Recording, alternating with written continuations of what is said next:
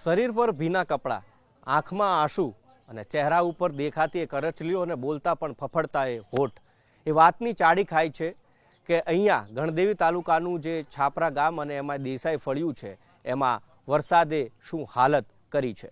આ ફળિયાની અંદર લગભગ 40 કરતાં પણ વધારે મકાનો છે। એ મકાનોમાં ગળા ડૂબ નહીં પરંતુ છાપરા ડૂબ પાણી હતું।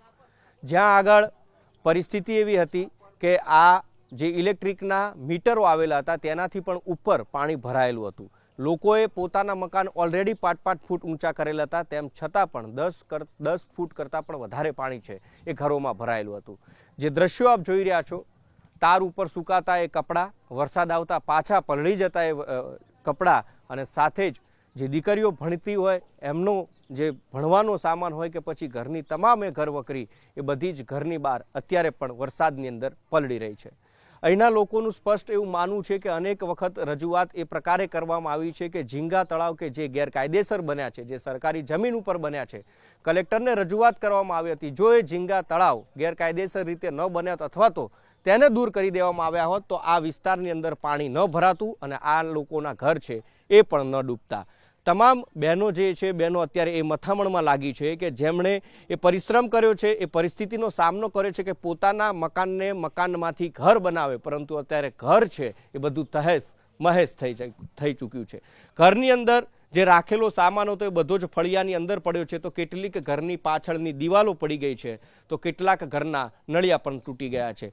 કોઈ સાધન સામગ્રી એવી નથી કે આપ જોવો છો કે તમામ એ વસ્તુ એ તિજોરીની ચાવી હોય, હાથમાં પહેરવાની ઘડિયાળ કે પછી દિવાલ ઉપર ટાંગેલો પોતાનો ફોટો હોય, એ તમામ ઘર વકરી તમામ એ દસ્તાવેજો, પોતાના આધાર કાર્ડથી માંડી પાસબુક હોય કે પછી એ પાસપોર્ટ હોય, બધું જ પલળી અને નષ્ટ થઈ ચૂક્યું છે।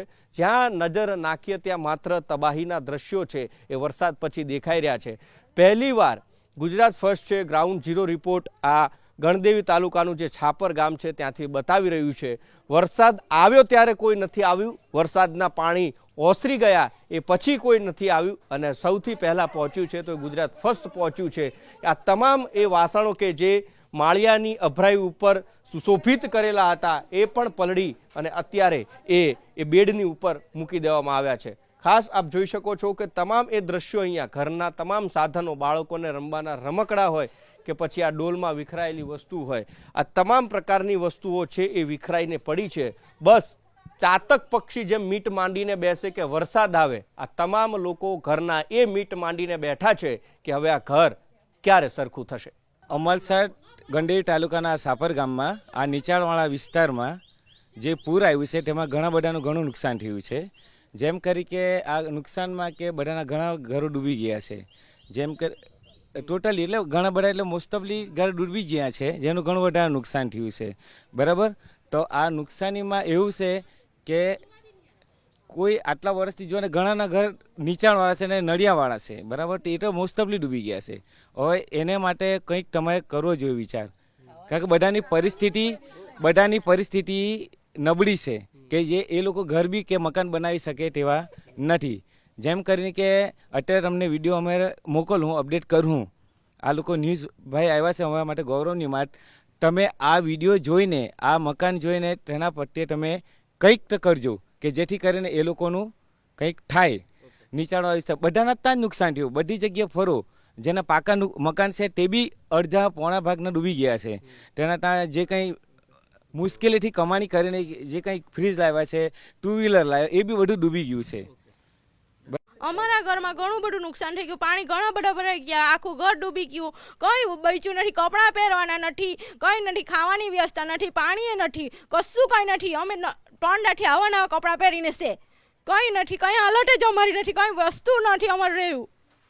શું કરે કંઈ પબ્લિક કરે તો અમને સારું, એમ કંઈ વ્યવસ્થા જ નથી અમારા પાસે, ની પૈસાની વ્યવસ્થા નથી, નહીં અમારે લાવી શકે તેવું નથી, અમારા પાસે કશું કંઈ નથી, અમારા પાસે કંઈ નથી। હજી અમને કોઈ પૂછ્યું નથી કે તમારા પાસે હું છે, એવું કંઈ નથી પૂછ્યું।